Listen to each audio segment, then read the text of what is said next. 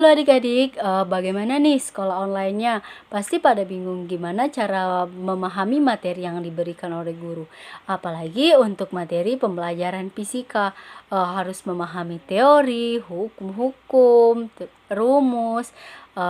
Baik adik-adik, di sini saya akan menjelaskan tentang teori kinetik gas. Tonton videonya ya. Teori kinetik gas menjelaskan tentang sifat-sifat berdasarkan gerak acak terus-menerus dari molekul-molekulnya. Dalam gas misalnya, tekanan gas adalah berkaitan dengan tumpukan yang tak henti-henti dari molekul-molekul gas terhadap dinding-dinding wadahnya. Gas yang kita pelajari di sini adalah gas ideal, yaitu gas yang secara tepat memenuhi hukum-hukum gas. Teori kinetik gas. Dalam hal ini, yang disebut gas ideal adalah gas yang memenuhi asumsi-asumsi sebagai berikut.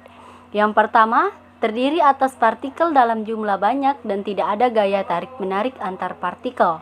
Yang kedua, setiap partikel gas selalu bergerak dengan arah acak atau sembarangan.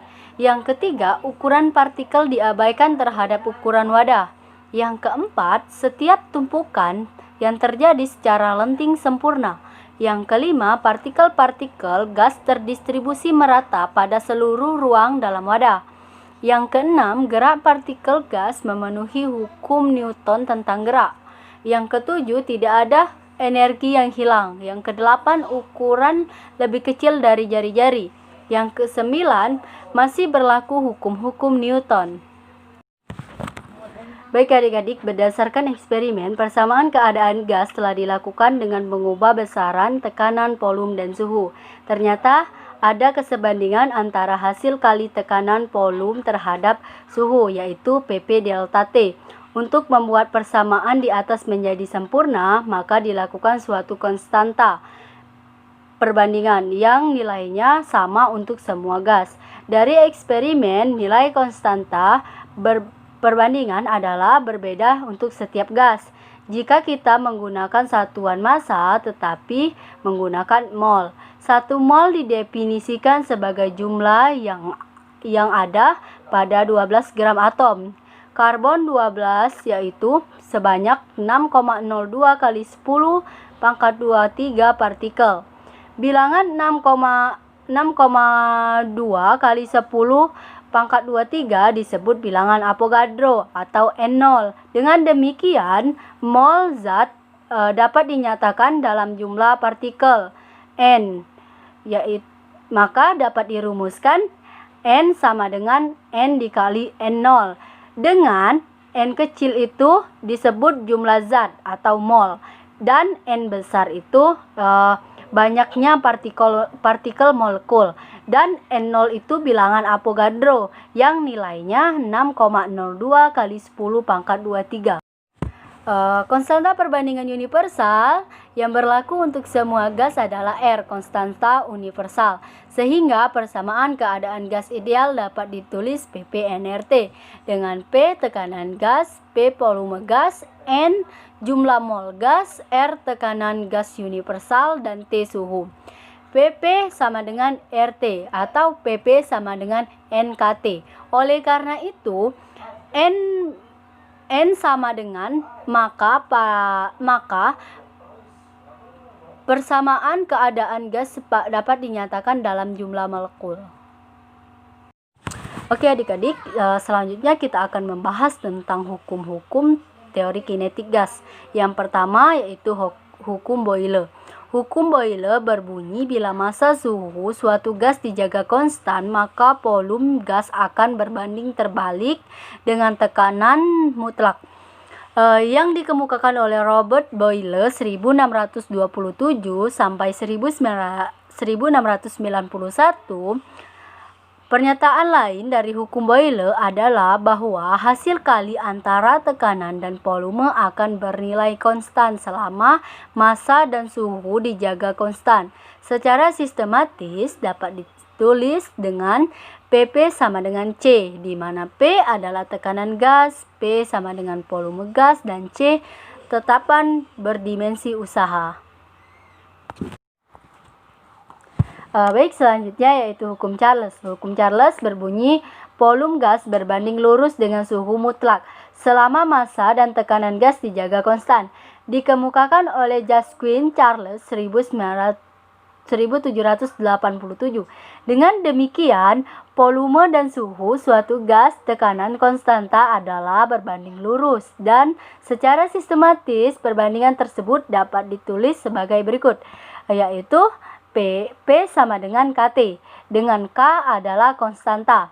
Kemudian untuk gas dalam suatu wadah mengalami perubahan volume dan suhu dari keadaan 1 ke keadaan 2 saat tekanan dan massa dijaga konstan dapat dirumuskan sebagai berikut. P1 per T1 sama dengan P2 per T2. Baik, yang ketiga yaitu hukum Gay-Lussac. Pada volume konstanta, tekanan gas berbanding lurus dengan suhu mutlak gas. Hubungan ini dikenal dengan julukan hukum Gay-Lussac yang dinyatakan oleh Joseph Gay-Lussac 1778 sampai 1850. Untuk gas dalam suatu wadah yang mengalami pemanasan dengan volume dijaga tetap pada proses 1 dan 2, hukum Gay-Lussac dapat ditulis sebagai berikut. P1 per T1 sama dengan P2 per T2, di mana P adalah tekanan gas, P adalah volume gas, dan C adalah tetapan berdimensi usaha. Suatu rumusan turunan dari perkembangan hukum Boyle dan Gay-Lussac, yaitu persamaan keadaan gas yang lebih umum yang menghubungkan besaran, tekanan, volume, dan suhu dalam berbagai keadaan sehingga memperoleh persamaan berikut.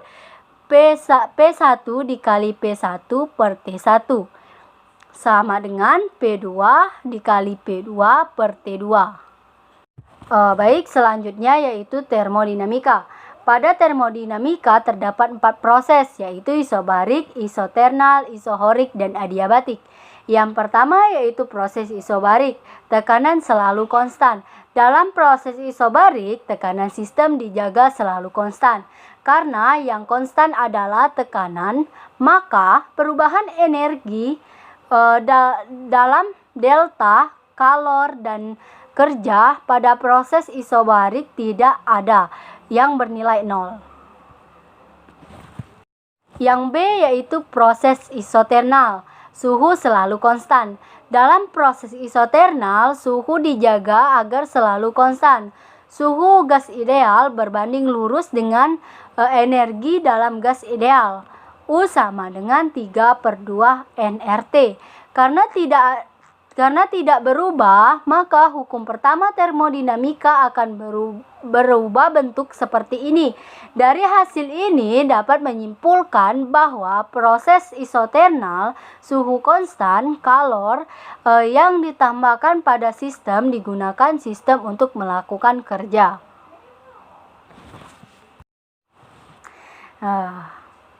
Baik, selanjutnya yaitu proses isohorik. Proses isohorik, volume sistem dijaga selalu konstan, maka sistem tidak bisa melakukan kerja pada lingkungan. Demikian juga lingkungan tidak bisa melakukan kerja pada sistem. Yang keempat atau yang terakhir, proses adiabatik. Dalam proses adiabatik tidak ada kalor yang ditambahkan pada sistem atau meninggalkan sistem. Proses adiabatik bisa terjadi pada sistem tertutup yang terisolasi dengan baik. Untuk sistem tertutup yang terisolasi dengan baik, biasanya tidak ada kalor yang dengan seenaknya mengalir dengan sistem atau meninggalkan sistem. Proses adiabatik juga harus dilakukan dengan sangat cepat sehingga kalor tidak sempat mengalir menuju sistem dan meninggalkan sistem jika diterapkan pada proses adiabatik.